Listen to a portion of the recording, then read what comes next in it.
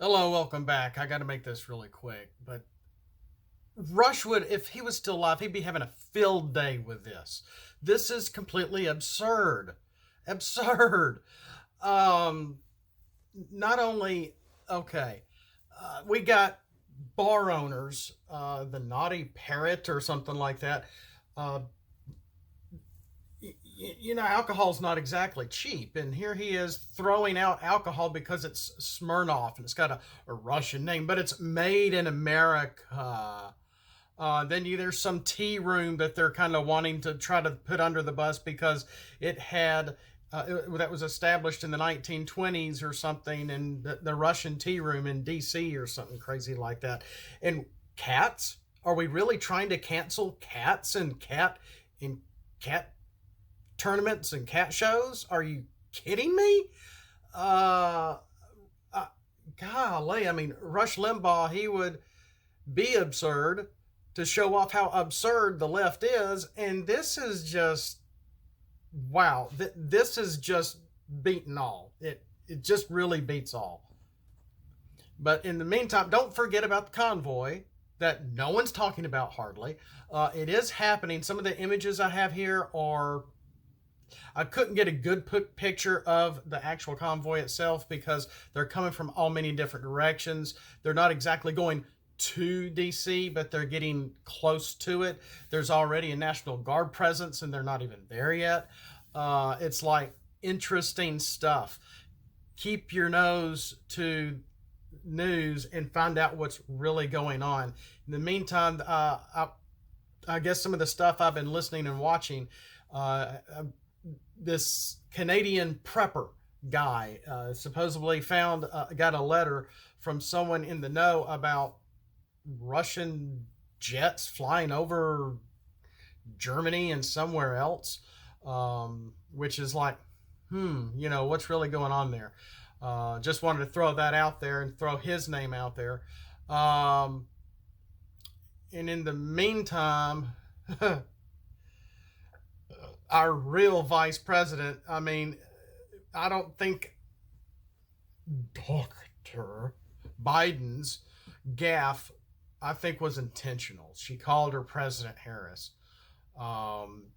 introducing her and getting her up to the podium for something, and wow, this lady talks like a third grader, or like she's addressing a third grade class.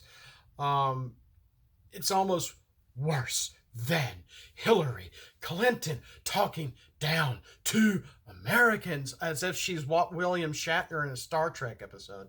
Um, Here's what she said: because and the whole time she's doing this number, she it looks like she had to use the bathroom because we all know elections matter.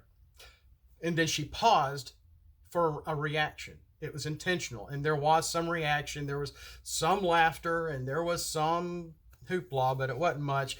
And she's still kind of bouncing. And when folks vote, they order what they want. And the whole time, she's got this goofy smile on her face and acting very awkward. And in this case, they got what they asked for. Then she compliments Katanji. Katanji. I'm sorry, I don't mean to make fun of anybody, but it sounds like Mappy starting off the arcade board, dang, dang, and he looks back and he's like, oh, I just jumped on a trampoline. That's what this woman's name sounds like, who they're getting in as a Supreme Justice judge, I think. And when she compliments her, the vice president is finally not bouncing, not acting awkward, and is actually calm.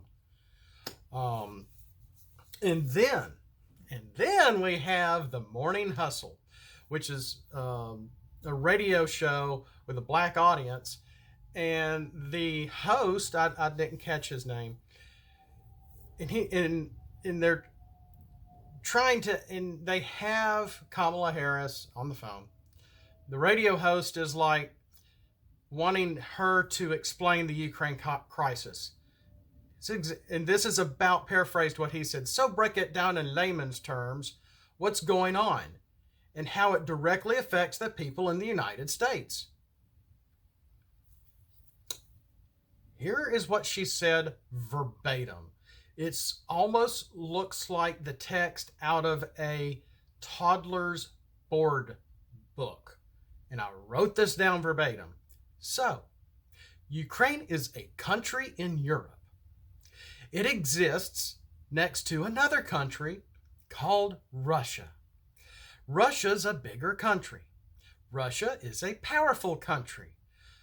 Russia decided to invade a smaller country called Ukraine. So basically, that's wrong.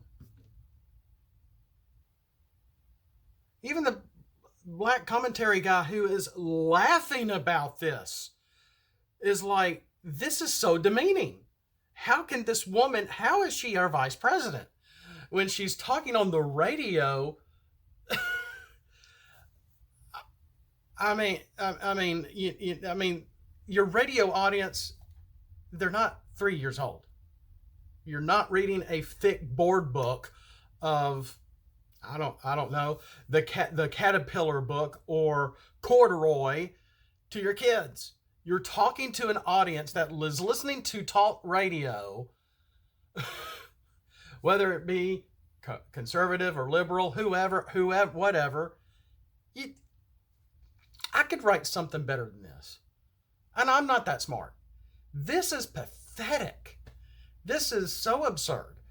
If Rush hadn't passed away, it was like the floodgates opened after he passed.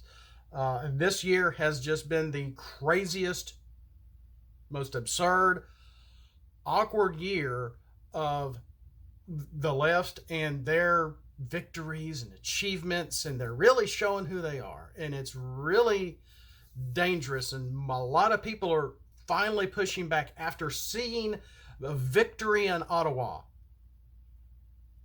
Things are happening. Different things are happening. And it's hard to wade through all the news that we have, I understand.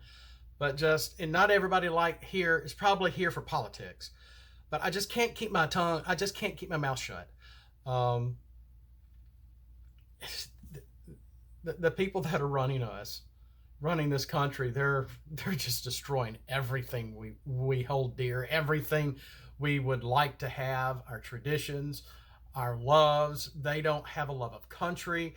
They want to make us a globalist movement. And that's why they hate patriotism. They pretend to like God. They pretend to pray. They are the wolves in sheep's clothing. And they are pretty much in control of our country right now.